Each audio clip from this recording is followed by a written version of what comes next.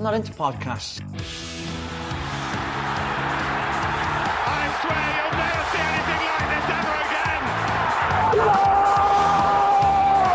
What a hit! Back of the net. Hello and welcome to the Not a Pundit podcast. I'm Killian Ginnity and I'm delighted to be joined as always by Conor Glennon and Nathan Byrne. But before I let the lads even speak, we are going to be covering the Super League. And if you haven't listened back to our episode from a couple of weeks ago, our 5 and 5, which explains kind of the initial reaction to the Super League being back, I highly recommend you listen to it. But gentlemen, the Super League, what's your initial thoughts? Fear, foe, fandom, what are you thinking? I'm going to throw it to Nate first. I mean, as a Newcastle fan, we weren't even considered in the OG version of the Super League. So Nate, I'll let you go first on this one. As one of the great clubs that was considered, when it originally came out, I was one of the get it out, get it gone, gone. But I must say, over the last couple of months, and probably since it went away, once you start reading into things and start listening to other people's probably more like opinion stuff about it that isn't just outrage, it's like it does have benefits in my opinion, and it also does have downfalls to the game. So I think going into this episode, I'll very much be on the fence, and I think I'll be very much able to answer that question at the end, whether I'm for or against it. So I'm looking forward to that.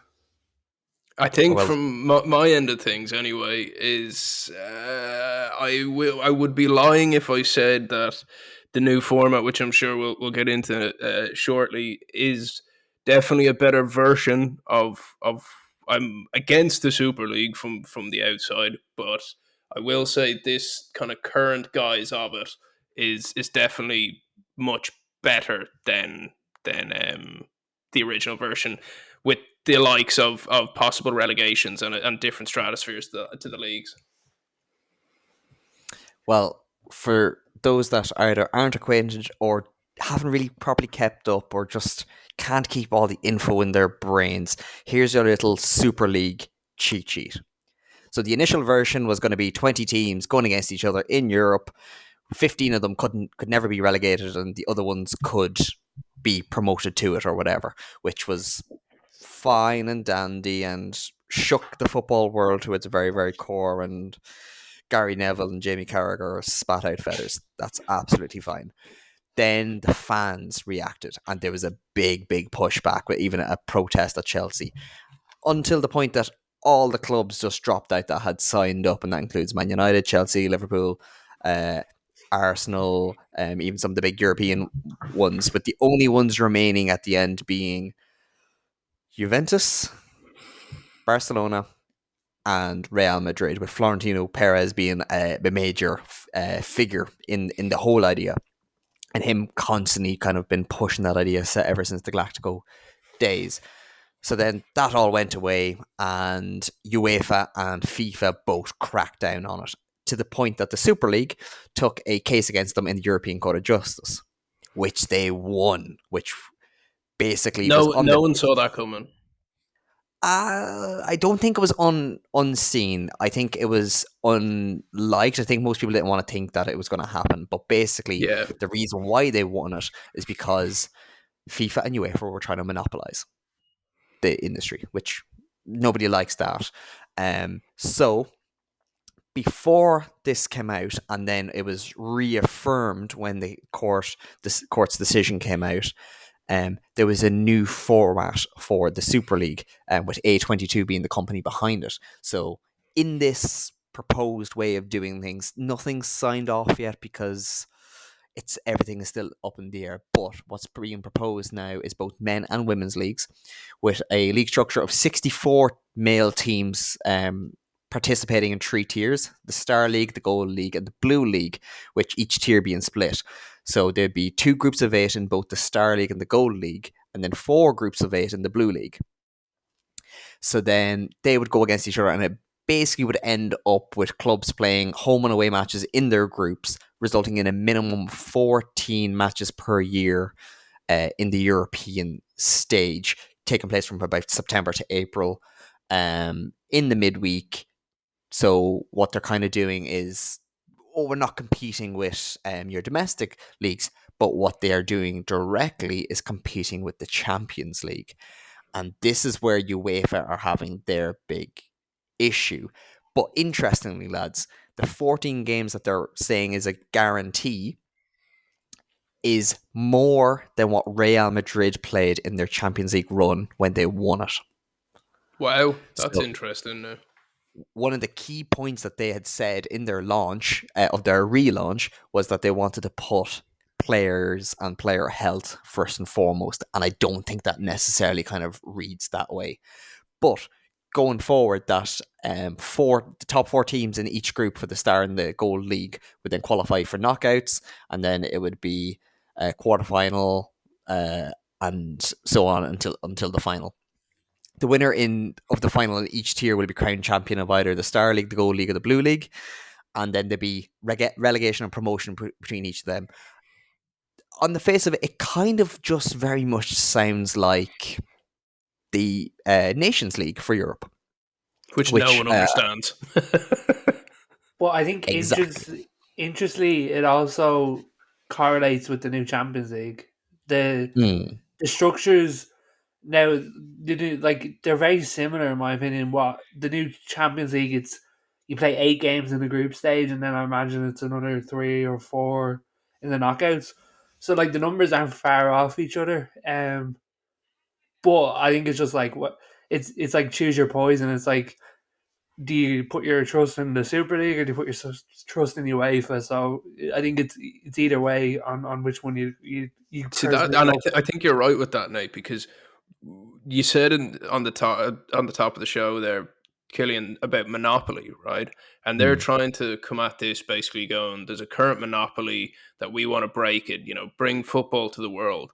Well, if UEFA are out of the picture and the Super League is the new kind of Don at the top of the table, that's just a new monopoly. So like that whole argument for me is redundant from the get-go, Very true. And I think one of the things is that specifically that I've found in the last probably couple of months to sympathise with in relation to the Premier League, Champions League, FIFA, is they're basically all the same thing. They're all money hungry. And not only did the Premier League do something similar that the Super League's doing, it's like they're all the same entity really competing for the same space. It's just the Super League's the new one, you know what I mean? So I think we've seen it before in relation to the Premier League coming in, but now we're just seeing it in the European space. So I think that's the interesting part. It is very interesting because that is one of the kind of the people that are pro the Super League are kind of saying is that this could be a way of leveling out the European playing field. That it would give the likes of teams in Italy a chance to compete with some of the Premier League ones. When you have one of Roma's better players, Zaniolo, being linked with, was it Sheffield last year or somebody like that when there were relegation battlers? Someone like that, yeah. That was a Roma team that was being led by Jose Mourinho. Like, this is not an equal playing field where a lower mid-table or even relegation threatened Premier League team can financially compete with AC Milan or Atletico Madrid or any of these kind of massive, historically reverent teams. So it may be seen as a way of leveling things out, but there hasn't been a buy-in from teams yet. Yeah, I think one of the interesting things that you said there is leveling the playing field out. Now, this is more of a question to you two. Do you see football? Would you like to see football transition to the point where the playing field was leveled out, or do you like how it is, where it is, you've got your financial powerhouses, stuff like that? When you say leveling it, do you mean are we talking like revenue, salary cap situation, like? Yeah, if that's the way they do it, or pumping more money into the league, one or the other. I just think I think I probably have a different opinion to say Killian would on leveling out the playing field. Do you know what I mean? Yeah, I think Killian, actually, you take this one away. I think you have a unique one on this one. Yeah, I'd be very much for leveling the playing field. One, because I think for the everyday person, football has now become a celebrity supermodel kind of interest. It's more keeping up with Kardashians than it is jumpers for goalposts nowadays. That kids are kind of growing up wanting to be Jesse Lingard with his brand rather than Michael Carrick ticking over in the middle of midfield. I think we should only look at where football is not only doing well, but one could argue growing, and that's Germany with their 50+1 rule. Yeah, you have the powerhouse of Bayern, which should be kind of leveled out. But if you look across the league, you're having like really, really high attendances. You're having a really strong level from all the teams.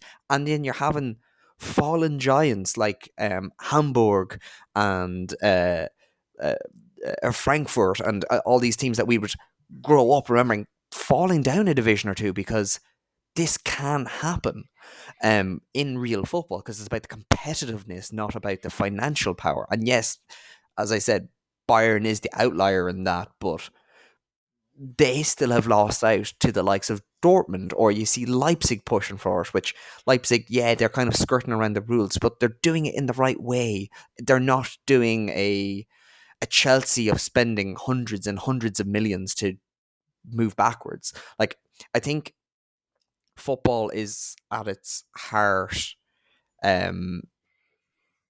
was meant to be the poor person's game. It was one that, that's like the key bit, Ronaldinho man. on the streets That of is Brazil, that's the key bit for me. like Ronaldinho on the streets of Brazil, putting balls of socks together or plastic bags and being able to kick that around. That's what football's about. It's meant to be the great equalizer. We all kind of laughed or didn't like when Oscar went to China, but he went and admitted that he did it so that his family and his family's family and his cousins and all of his neighbors could be brought out of poverty. That is now becoming harder and harder to achieve when it's more about the brand than it is the skill. But is the beauty of football, say when you go to a Ronaldinho or whatever, is it him going to say playing in Brazil, or is it him going to say AC Milan, Barcelona, and playing with these great players that are around him? You know what I mean? I think one thing that I'm probably critical about, saying the not to take it off topic, but the MLS and their franchise model is, I do think it strips back a lot of things in football that create a good story. You know what I Yeah, mean? they've no rivalries out there. Like, Yeah, geographically, there's also the draft system is, or they have a version of it that's also not the ideal way to do it. But on that point of is it in AC Milan or is it Brazil? Like, I'm all up for the globalization of football, right? Mm-hmm. And I think that's a separate issue in part to what we're talking about here. Like, I think the game can still be for the working class and as opposed for the elite, but touch every corner of the globe. But where I think the Super League will shift the whole kind of paradigm of globalization is, you know, Arsenal playing in London, having fans in Singapore. That's their goal. Perfect. Love to see it. Where it becomes an issue is with this Super League. Say Arsenal are playing Paris Saint Germain in I don't know LA on a Wednesday, and then they're coming back to play Brighton on a Saturday. So there's player welfare issues straight off the bat there. There's, you know, living in London, not being able to see your team is that are from London is mental. And then I think the third point of that is all that's going to happen there is due to the travel and due to the, let's face it, they're going to prioritize the Super League over the Premier League. And then it's going to come to two teams. So there'll be an A and a B team. And then the B team is just going to be made up of extra players from, let's call them worse teams. And when I say that, I mean, for example, Brighton, an unbelievable team, but the best players in Brighton are going to be tapped by United to play for their B team. So it's just going to destroy domestic leagues for me. I agree, and I think one of the things that we will see is that's only going to drive more money being spent in the game. So I think it's a catch-22 that when you do go and globalize it, more money will pour into the game, but it's just where does that go? And from the sounds of it, it's only going to go to 64 teams in the world. You know what I mean? So, but and that I don't know if you guys kind of dug into the, like, everyone's kind of, I suppose, looking at the, first of all, the names for the three leagues are absolutely dire, but beef, aren't they? Like Tez names, like Jesus, like absolutely completely dribble. But the one that intrigued me the most was the third division. So it's made up of, I think it was like, what was it, like 30 teams or something, but each season 20 of them swap out. So it's depending on their performance in their own domestic leagues. So it's like, to me, that is interesting in one regard, that would probably be the most interesting league because, you know, it's taking in current performance. But then at the same time, if you're, I don't know why I keep saying Brighton, you'd swear I support them, but like if you're Brighton and you go, next year we're in the Super League, we don't know the year after that or the year after that. How do they plan financially? How do they leverage sponsors? How do they get the money in just to keep the club running at the level it is without certainty for stakeholder sponsors, you name it? So it's kind of like, to me, the current version of the Super League, albeit better than their original version, because they got pushed into a corner. Let's face it, they don't want this version, but it's better in its makeup. But it still seems like a league that was written out in a napkin in the corner of a pub at a Christmas party, you know? And like one of the things that I don't like about it, and again, this may be the old school romantic in me, is that it is going to commodify these Champions League nights and these kind of oftentimes David versus Goliath, where you have the, not necessarily even a small team versus versus a big team, but the novelty of getting to maybe see a game between Ajax and Barcelona, the Johan Cruyff derby, for the first time in 10 years. Like, that's just not going to be a thing when you have 14 European games. You're going to see that one twice. You're going to see that one twice. Sure, it could be United Valencia twice this year. I'm sure that could be the same again next year. I'm sure, it'll be Barcelona and Real Madrid. Oh, that's interesting. Sure, they're going to have 6 of them a year. Like, it's just going to end up watering down the product of football. I agree.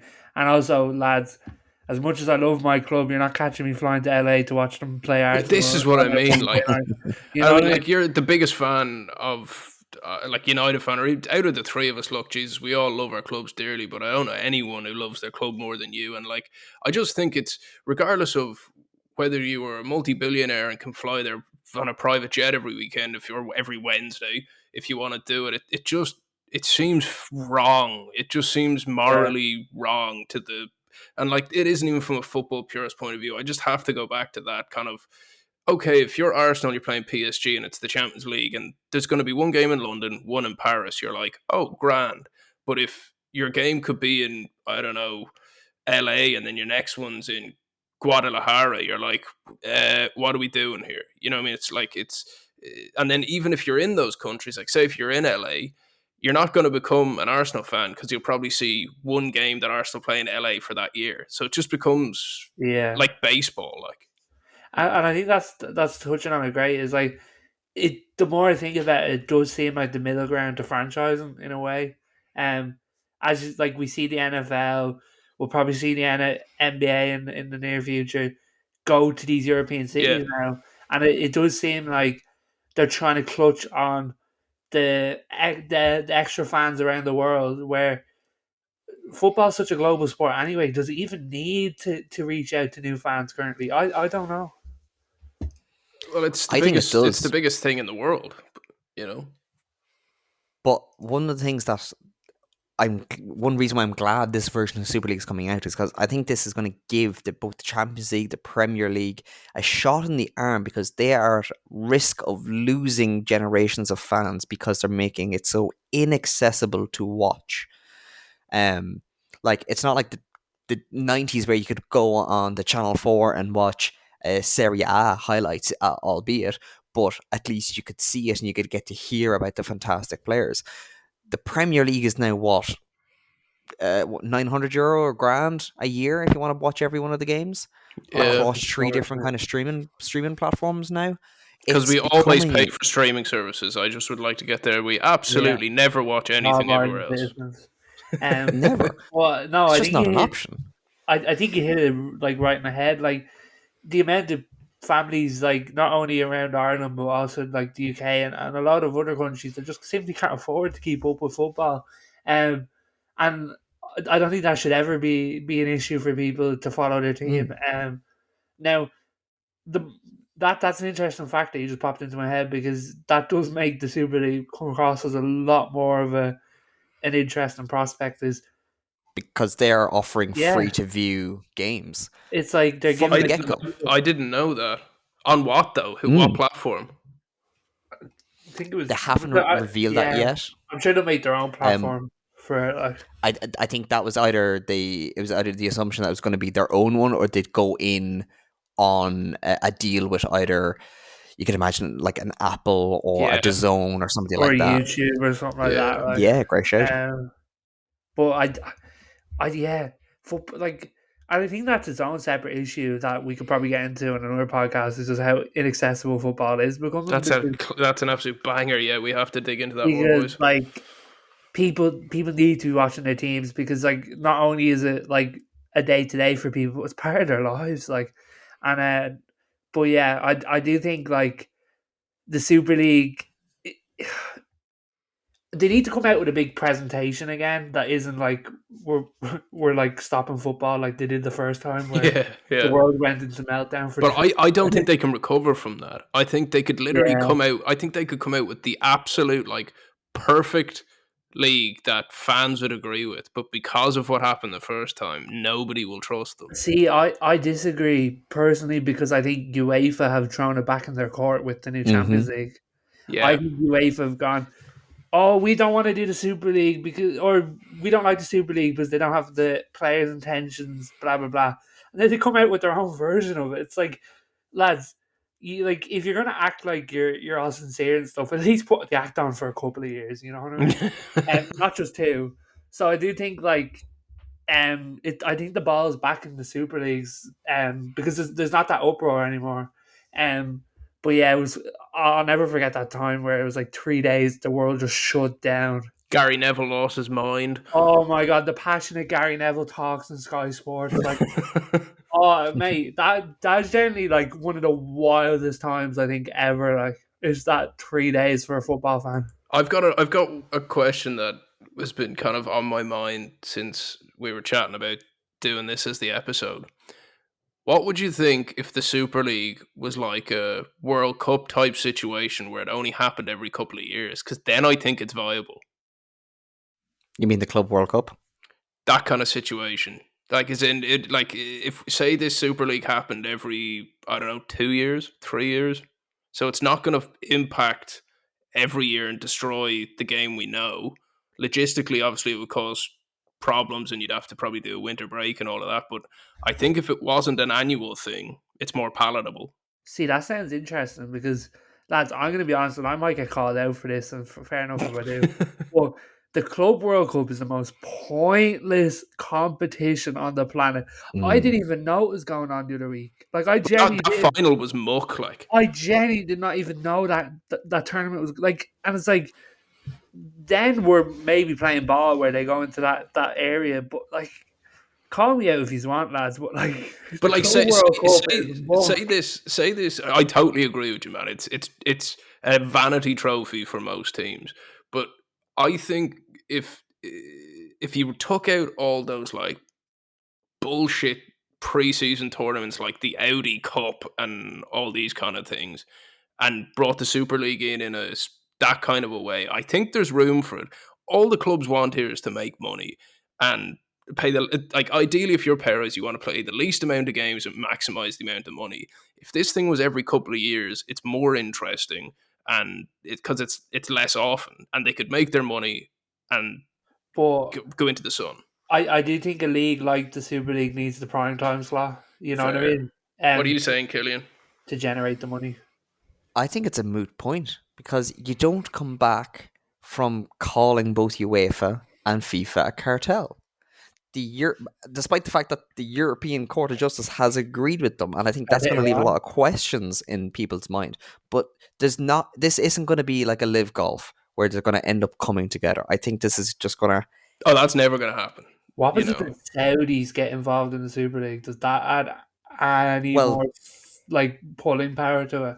Well, this is the really, really interesting thing. So it was on Sky Sports that one of their journalists was in Jeddah when the ruling came through, and he was asking at the time, and what he heard was, no, we're more interested in making our league better. Which, if you look at the Jordan Henderson thing happening now, that would kind of put a question mark in your head. But then the Sky Sports journalist had a very, very, very interesting point. Which was, where's the World Cup going to be? Who would not want to risk the political power they now have over FIFA? Saudi. That's a very good point. I didn't even think of that. No, I didn't either. But what's worth more to will do nothing. The World Cup or possibly owning a prime competition in the sport? Like I know live golf and that's a totally different subject, but the amount of leverage they've gained in that sport by they own golf now. Like, well, yeah, it's like, do you compromise the World Cup just to get that much leverage in the sport? Look what's on the table for Saudi. It's either a risk of this Super League maybe happening, but you have to put your cards on the table before you have a result, or a tournament that has 100 years of history and sponsorship deals signed decades in advance. And remember that MBS's whole tenure as Prince or whatever was hinged on this 2030 bid. So if that politically or optically within the kingdom, if his 2030 plan fell and they didn't get the Super League, I can't imagine there'd be much friendly people knocking around his palace. See, lads, I think if the Saudis got involved with the Super League, 100% goes through. Now that's just. I think it does, but I think if they really wanted it, they'd lose the World Cup. They'd have to gamble everything. They would probably get it because of the amount of money available to them. But I think the thing that for me is, even if they did it, say they pulled it off, and as of in 4 years' time, the Super League's going to start. I don't think that thing lasts more than 10 years. Why would they lose the World Cup? Like, do we is that even a can FIFA even do that? With this ruling, probably not. But with FIFA and UEFA being so in bed together, you'd imagine there would be a united front. See, this is one of the things, was that one of the reasons why the case was brought up was because both FIFA and UEFA threatened to expel any teams or players that was seen to be involved with the Super League. But there's another thing that needs to be considered in all of this, which is that the UK courts and the UK government are pushing through legislation that's possibly going to come enacted by the end of, I think, next year, that would make it illegal for UK teams to join the likes of a Super League. That would surely that can't happen now off the back of that. Well, you know? Basically, what the UK are trying to do is they're trying to lock the clubs into the domestic league. So it's more fighting against the original version of the Super League than it is anything else. But it's a very, very strong statement of intent that you do this and you will have no supports ever from the government. And how many teams signed up for the furlough scheme? I don't think they're going to want to take a risk on that. I mean, we're not a politics podcast, so I don't want to go too deep into this, but there are fairly direct ties between the kingdom and the UK. You know what I mean? Very direct. So I don't see them riding that line too hard. I think it's more optics than anything. Yeah, but if you look at it in that kind of way, I think that perfectly works together, where the Saudi won't ever touch it. But that's not to say a separate oil nation doesn't. Maybe like a Qatar or a Bahrain. Yeah. Or no, I don't think Qatar go anywhere near. Well, Qatar couldn't buy United, so they're not doing a Super League.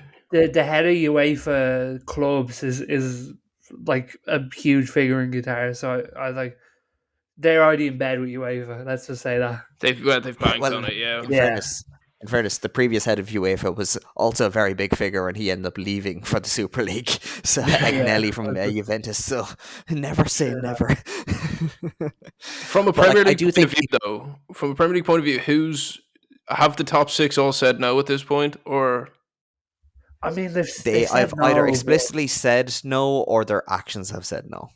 But like, I wouldn't trust them as far as I could throw them. You know, that's where I'm getting with this. Yeah, like, you know, they only folded the first time due to fan pressure, and that's it. Like, I think one of the things that stands out to me is, remember when I think it was a Chelsea game and they couldn't even get the bus through because there was that many fans. Mm-hmm. Oh, and check it to get off the bus. I remember that. They pulled it at that moment. It's like the only reason they even pulled it was due to fans. Like, and.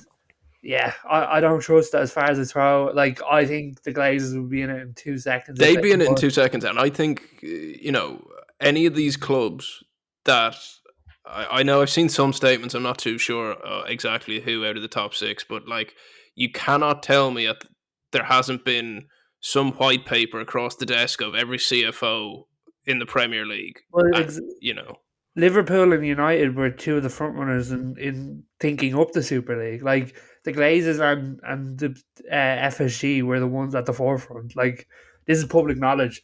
So, you know, like, as much as they say, "Oh, we're not going near it," it's like you drafted it up the first time. Yeah, you were pretty in the deep end on it in the early days. Yeah, well, this was their idea. Like, there's another thing to consider though, is the Glazers aren't in football control anymore, so they may not be up to them. Yeah, FSG are trying to sell. FSG are trying to sell Liverpool, so they're not going to risk the share price of selling Liverpool. Like I'll let you go back to United in a second there, Nate. Like, I don't think City might, if UEFA try to push the 115 charges, they might flirt with it. Ooh, Todd Bowley, I think, could go because he just seems like I think he's kind of nearly half banking on that to again get around FFP. I think Arsenal maybe wouldn't. I don't think Daniel Levy would either. So if the other ones were a little bit more willing, you might see the likes of a Liverpool or United come forward. But I think Jim Ratcliffe, he's been going so far in on the I'm a United fan, it's United for United reasons. I don't think he would have gone into the stakes that he has if that was even a possibility. Would his football control, like, this is the thing I'm curious on with Nate, like, and you might know this too, Killian, is that a business control situation or a football control situation? Because if it's business, that's the Glazers making that pick. See, Jim spent all this money, but that decision isn't his. He picks the manager, but he doesn't pick where they go. I think really down to the Glazers, that decision. But I think you're right, Killian, and I think you raise a good point there. You know, but it's football operations. So I think it's business operations. This is a business call. Yeah. This isn't a football call. This is a business call. 100%. And also, I do think if you saw United and Liverpool commit to the Super League, you'd also get others jumping at and trying not to get left behind. 100%. It doesn't. They need more than one. Like, if City were like that was a very good point, Killian, on the charges. They may flirt with it to try and get rid of them. I didn't even think of that. That's absolute shithousery at its finest. But say if City did it on their own, people would just go, well, they were like PSG anyway. Yeah. You know, I think it would take more cold, or what's the word for it, a more kind of ingrained club in the UK. Like, if a Liverpool did it that have such history with the European Cup, like Man United, Busby Babes connection to that, like, they are the European Cup. If one of them did it, I think a lot of people would start falling in line. You might call me biased, but I genuinely think the only 2 clubs that could get other clubs to jump are United and Liverpool. I agree. And to go back to what I don't think City would turn people off it. I really do. I think they'd be happy to see the back of City. I think that would make them want to stay more with the Premier League. Like, I genuinely do. But go back on what FSG, I think them moving to a Super League increases their share value. They're more global straight off the bat, you know. Even though they're Liverpool Football Club, which are a massive global brand, not even to put percentages on it, but like, you're going up 2x, you know. And they're also guaranteed a certain amount of revenue per year, so like, that all adds to the share value. but the players making the deals to go with Liverpool aren't guaranteed to play for their national teams, which instantly makes their imaging rights much lessened. So is there going to be the same value of a club if you can't have Mo Salah because Salah doesn't want to be taken away from the World think of Cup? it this way though, right? Think of Them it this contracts way, already that signed. if say FIFA pull that line and say, okay, Liverpool are now in the Super League, Mo Salah can't go to the World Cup, or insert Kylian Mbappe, then World Cup sponsorship is going to dramatically decrease. So it's going to get to a point akin to a live golf situation where, oh, you're not allowed to be in the Ryder Cup team. And then after about 18 months, we'll let you back in because we need you, because we need the sponsorship money I for don't you being even there. I don't even think it's an 18-month thing. I genuinely think it's an empty threat. Like, Yeah. these contracts are already signed with the clubs, number one. I think if the clubs move, other clubs will jump, which will just create a tide effect that you see more and more leaving. And then the World Cup are stuck. Do we want bleeding Ryan Fraser like lining This out? is what I mean, like You know Chris what I Wood mean? up It's like, front, like, you know what I yeah, mean? it's like then your World Cup's pointless. Like, Yeah. And that's where I think the power is. I genuinely don't think FIFA and UEFA have as much power as we think they do. I genuinely don't, and I think we could actually see the Super League go through in a matter of days if clubs did pivot towards that. Well, like I said, like it just see the thing is right. Say if you're Liverpool and you take that stab, like we're saying, I do think people fall in behind you, but if unless they fall in automatically, like I mean, when you announce as Liverpool we're in, and then 30 seconds later 4 clubs are with you, if you're waiting a couple of days, owners are like there'd be anarchy. Like you know you'd have to really almost have to do a bear hug on the situation. This is how I imagine it happening. Is, say, United and Liverpool, they have a chat behind the scenes. They go, all right, we're going Super League. We're going to do this. Okay, they go one day. Then you've got Todd. He's like, I'm in for the ride. I'm jumping as well. He goes. And then you've got Arsenal, Spurs, and City. They're holding hands and they're like, what do we do? Do we, like, do you know what I mean? Do we go all the other big powerhouses, or do we stay with the other teams? And I think the only team that I could see staying would be City. Like, Yeah. I think Spurs would be gone in a heartbeat, more money, and then Arsenal. I really don't see them staying. I'm interested to hear your point, Killian. See, I think regardless of whether you believe them or not, I think we have to take the clubs at face value as it stands, that they're not going anywhere. And for the Super League, we should be now looking at what space is left for them, which I think there's one or of two options, which, for the football manager purist in me, it would be so much fun because it would be making new teams or going for smaller teams. Like, if they can't get City, do they try and go, right, we just need a London team, so do we have a London FC, or do we just say to Crystal Palace, hey, But who plays for them? well, see, this is the thing I was going to say, is do they do centralized contracts and go, listen, Messi, we're going to give you 100 million per year You go where as we a tell league, you. and do it in an MLS kind of thing where the league buys you, not the club. And or do they, as I say, create new teams where they end up having football Munichen and Barcelona, because Barcelona want to still be there, and Real Madrid still want to be there. But if they can't get a Milan, well, then do they make a Milan? Do they Manchester make a Roma? turquoise. Like, do they go full Pro Pez, Evo and yeah. just circumvent? I do think if they went that way, it'd have to be Saudi backed. Like, I genuinely No, think that you're completely right with that. Like, because that goes back to, like, do you remember the Saudi league where like paying third division players like 10 grand a month to come over? Yeah. And like that. The only thing is with that is like, if this league has any chance of longevity, it can't be 34-year-old Messi's. And like, don't get me wrong, he's the greatest player to ever grace of a pitch, but like, you need the 22, 23, 24 best people in the world. You need the Jude Bellinghams, the Mbappes, the Viniciuses. You like, without that, it's redundant to me. But you're forgetting one point that I'm trying to hint at, which is it doesn't have to be Saudi. It just needs to be a rich government-backed entity that who wants though? Because influence in the who West. has that much money to burn though? Like America don't have the cash to do it. China politically can't do it. Russia can't do it. Any of the Why can't China stands do it? can't.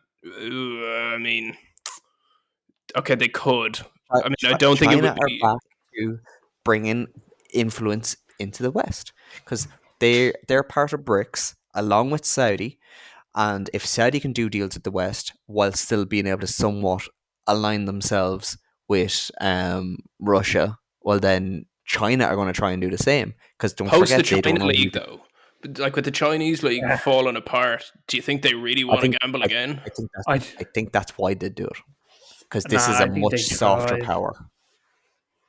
Oh, I don't know, man. After they really embarrassed themselves with that Chinese league, like What does China get out of it though? Like that's what I'm trying to think as well. I'm trying to get my head around it. I can understand the Chinese league because it's inwards and like the population be engaging with it and all that, but That's what promoting China to the world. yeah, what do they get like for an outwards league? I don't. I think it would be a Well, lot more aligned instead of with the having Saudis. United and Arsenal in Miami, you will then have it in Beijing. I just don't see that one. I just don't. I think I don't think it has to be China, but I think we're getting bogged down in the details of Saudi. Like Saudi isn't the only government that wants Western influence and has they're the only one with buckets of blood money. the. Yes, there's lots of countries that have bajillions in offshore accounts, but Maybe the UAE doesn't do it. But this is what I mean. Like maybe it's just a good PR job that Saudi have been doing, but it seems like Saudi having showcased how much of kind of, I suppose, assassins they can be. Pardon the pun, wrong term with Khashoggi. Apologies. Savvy businessman, savvy businessman, should I say, off the back of the live thing. They're the only ones that I think anyone, if Saudi come in and want to take over a sport, they've basically taken over boxing, they've taken over golf, they're looking at tennis. I think they've shown their cards when it comes to football. What do you think, mate? I disagree, and I think the reason why we are right even to get bogged down on Saudi Arabia is because they've shown us the blueprint. They're the ones that masterminded this in other sports, and I think, and let's be real, they've gone after F1 as well. They've gone after other sports, but I do, in my head, part of me thinks that to take direction from the Saudi league, which we can talk about how that's going and whatever, is I think that's them like showing their cards a bit in like, is this the way that they're kicking it off slowly but surely? And I think you've made a really good point in the fact of bringing up F1 because I think what they did in F1 is exactly what they're going to continue to do with football, which is cozy up. What did they do? What did they do in F1? Basically, they came along and well, not only that, but they also tried to buy the sport. They came around, they made a bid that was massively overpriced. Now, and they didn't get it. No, they didn't get it. They turned it down because I don't know whether it was political or they just didn't want to sell it because it has, in my opinion, F1 has more market reach to still go. But I think they've shown a blueprint that with the Saudi league and how it's going is this their way pivoting into soccer or into football now and going towards like, let's buy these players and we already have some on side that will go to the Super League. You know what I mean? Yeah. But then, like, does their credit? Do they have the credit in the bank off the back of like Benzema is looking to leave on loan? Hendo is already got his contract terminated to get out of there. Like, are the Jenga pieces falling? Well, do we want to have a quick chat about Saudi and see can we link it up with where we are now? Because I personally think that in my head, I don't understand how the Saudi League could ever become a thing. And that's why I'm suspicious about the actual motive of it. You think it's a backdoor into this? I personally do. The more I think about it, but the more you're saying it, I'm kind of seeing the jigsaw pieces coming together on it. I'm happy to be proven wrong. Like I don't, in my head, I don't understand how the Saudi League will work, and I don't understand how they thought it ever would work. So, if they're doing what you're saying they're doing, though, that's absolute 4D chess. Like, I think. What do you think, Killian, in regards to Saudi League?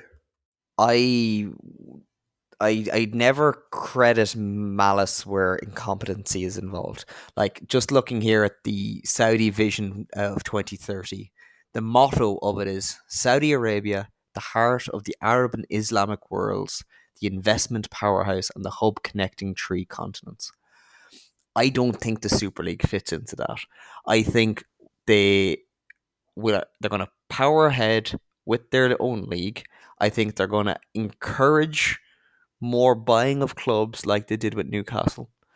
I think they're too deep into the well of FIFA and UEFA to try and screw things up now. Not forgetting the political influence both of those hold in their respective arenas. Like, Sepp Blatter did a whole lot of damage, and I think for Saudi, for MBS, if they could be part of the image of cleaning FIFA, that is a much safer gamble. And I think the only reason why Live Golf happened was they knew the PGA wouldn't deal with them. The reason why they changed tact from trying to buy F1 into buying soft power in them is because they knew they weren't going to get the deal. I think if they were to go into the Super League, it's going to put everything else at risk that they've done with football, and they would end up further back than they were before they ever made the plan. One thing we're forgetting to mention here as well, boys, is isn't there a possibility of Saudi teams getting Champions League wildcards? Wasn't that on the table? Because that goes away, you know. And that's a safer bet for them. Way less effort, way less financial commitment. They won't care if that goes away because the Champions League won't be a thing. Yeah. It's just, in terms of like, it's the safest bet. From what I've done and the reading I've done, and it goes back to what you were saying, Killian, is Saudi really want Saudi Arabia to become a hub. Yeah, where hub of what though? Like a hub of like technology, everything. Like basically what Dubai is now. Basically, right. That's what I've read. I think they want to go further. I think they want it to be like London. I think they want people to think, if you want to make it, you go to Saudi. Yeah. But is that not the best way to entice people, is to connect it with the biggest sport on the planet? Is you not only run the league, but it's like a gateway into Saudi. You know what I mean? It's like, oh, we will have Manchester United versus Arsenal in Saudi Arabia. You know what I mean? Do you wait then, play the long game here, let all the bad press around A22's version of the Super League fall away, have the 2030 World Cup, and post 2030 World Cup, if it's been a good one, that people are like, holy God, that was a great tournament, then do you make a push for the Super League? Because then you've nothing to lose. Possibly. I just don't think the Super League will be around that long. Or do you just wait for the Super League to fall apart? That's what I'm saying. Wait for it to fall apart and make a new one post 2030. Or do they just buy the Super League?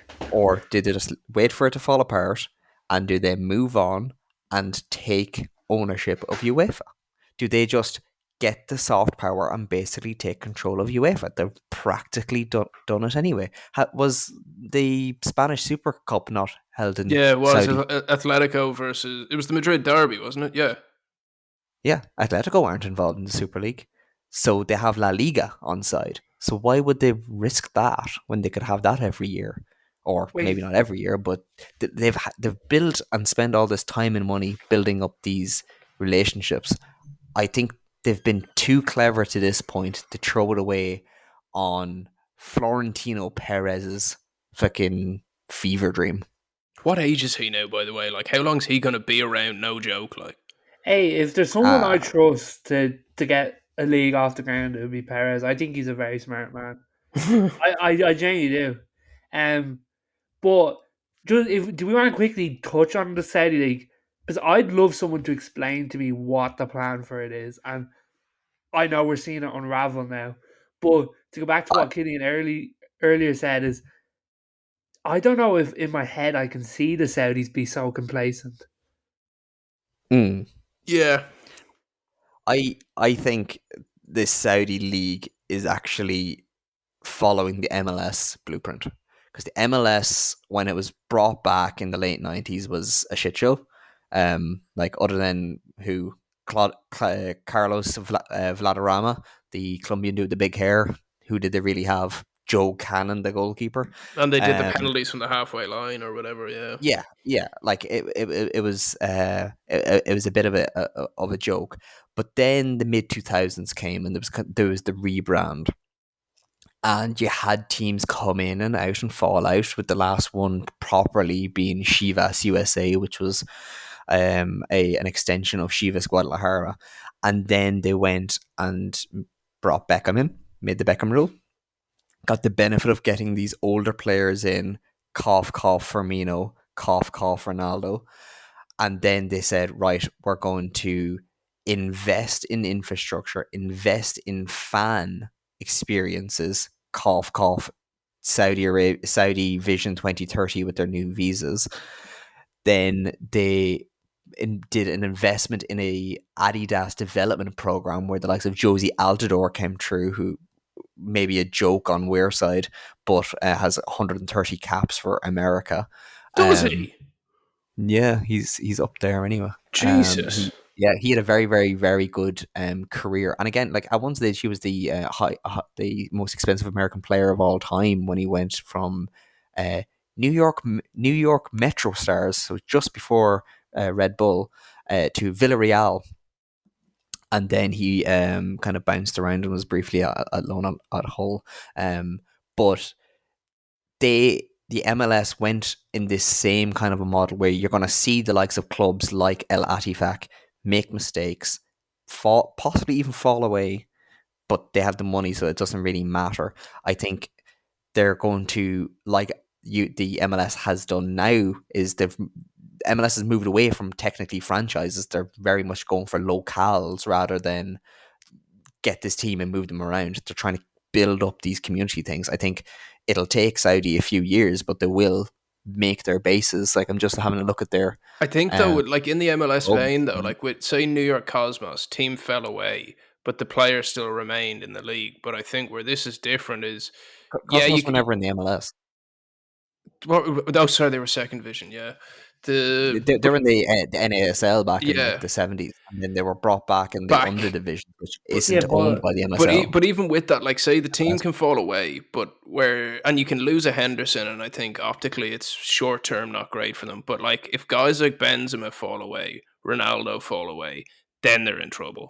But lads, this version of Saudi League's gone in 2 or 3 years. Like, they're not going to have any of these players in 2 or 3 years. Yeah. So who are they getting? I don't think that's going to be a problem. I don't think that's going to be a problem. New York Red Bulls survived after Henry left. But LA Galaxy continue to exist without Beckham.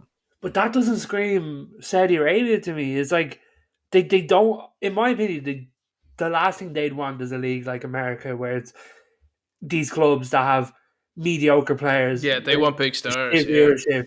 It's like they want all the eyes on them. They want to see what they're doing. Like, no one cares in 5 years if we're watching, I don't know, Chris Wood playing for Al Nassr. You know, that's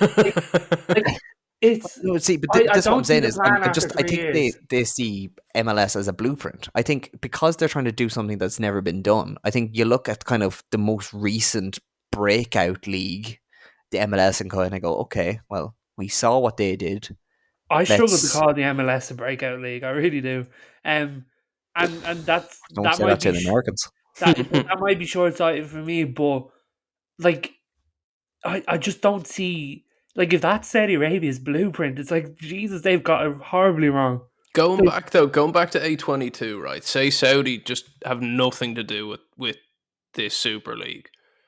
Do we think the current A22 can even get off the ground in the next 5 years? Yes. No. I don't know. I'm so sitting on the fence in this one because I came into this absolutely against it, and now you've bamboozled me around to this way of possibility with it. But I think if it was really gun to head and bullet goes off if you lie, I think probably no. But 2 clubs change this all. And it does. That's the thing. And as I said at the start of the show, and we're probably approaching the end, is I've come to the conclusion probably throughout the show is that I do think it's on a knife edge that if two clubs go, it happens. And I wouldn't be surprised if we saw that in the next year or so. Just because I'm not surprised that we saw it in the first place. So I do think it could happen. Like, I genuinely think it's a real possibility. I don't know what your thoughts are, guys. I think that if Juventus, Barcelona, Real Madrid aren't enough to make you jump, you're not going to jump. I think it's going to fizzle out, but what it's going to do along the way, it's going to break the leg of football just enough to make either the fans or the organisers of football reconsider some of the things that they're doing to try and stop a Super League happening again, but by addressing the some of the issues, like what we said with the accessibility and the spreading out of wealth. I think it's going to be ultimately a good thing that this has happened, but the Super League will be its own victim. Ideally, firstly, just on that vein, yeah, I think Nate's right. I think if Liverpool and United decide to play ball, it's game on. I still don't know if it happens, but kind of what I am taking out of all of this conversation, and I'd imagine you guys would agree with me in some respect in this. I do hope this shakes UEFA to its core to change the game for the better. In whatever format they go for going forward with this extended Champions League or whatever way they do it, but there's got to be a better way of doing it, you know. So will the Super League be better for fans, or will it be a new global takeover, or will it be just a faint memory in a few years' time? Let us know what you think. We'll be eagerly keeping an eye on this over the next few weeks, months, who knows, maybe even years. I've been Killian Gennity. This has been the Not Up on the podcast. I've been delighted to have been joined by Conor Glennon and Nathan Byrne. Thank you very much, lads. Thank you. Thank you. And we'll chat to you next week for a very special episode. Stay tuned. Bye-bye. Podcast. I swear you'll never see anything like this ever again. What a hit! Back of the net.